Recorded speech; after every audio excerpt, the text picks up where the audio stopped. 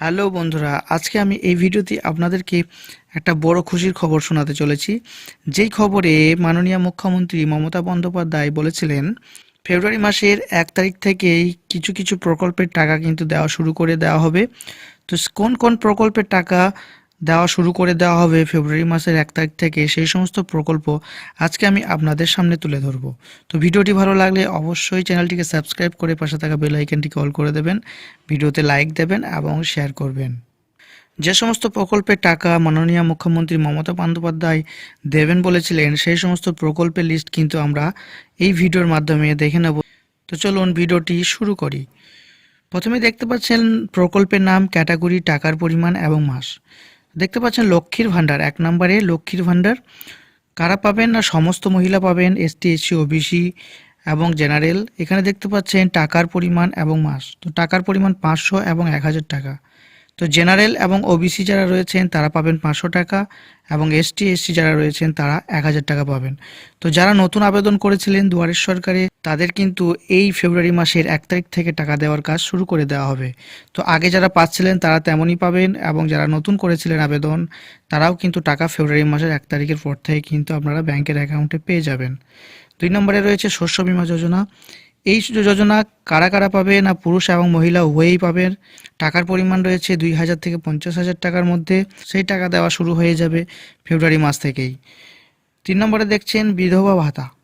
তো বিধবা ভাতা অর্থাৎ যারা বিধবা মহিলা রয়েছেন তারা 1000 টাকা করে প্রতি মাসে পাচ্ছেন এবং সেই টাকা যারা নতুন আবেদন করেছিলেন তারাও কিন্তু পেতে চলেছেন ফেব্রুয়ারি মাসের 1 তারিখের পর থেকে।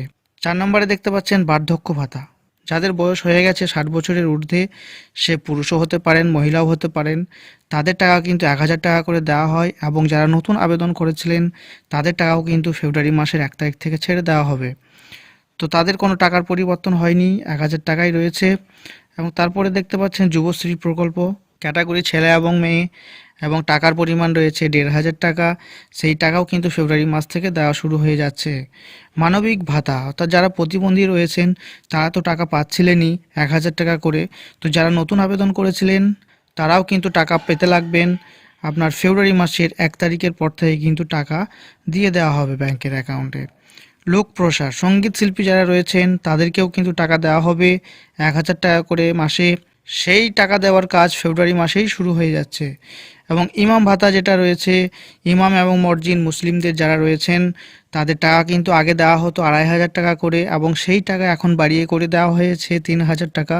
সেই টাকা দেওয়ার কাজ শুরু হয়ে যাবে ফেব্রুয়ারি মাস থেকেই। এবং যারা 2500 টাকা পাচ্ছিলেন তাদেরকেও কিন্তু এই নতুন লিস্টে যারা টাকা পাচ্ছেন তাদের সঙ্গে সঙ্গে তাদের টাকাটাও বৃদ্ধি করে দেওয়া হয়েছে 500 টাকা এবং তারাও কিন্তু 3000 টাকা করে প্রতি মাসে পেতে থাকবেন।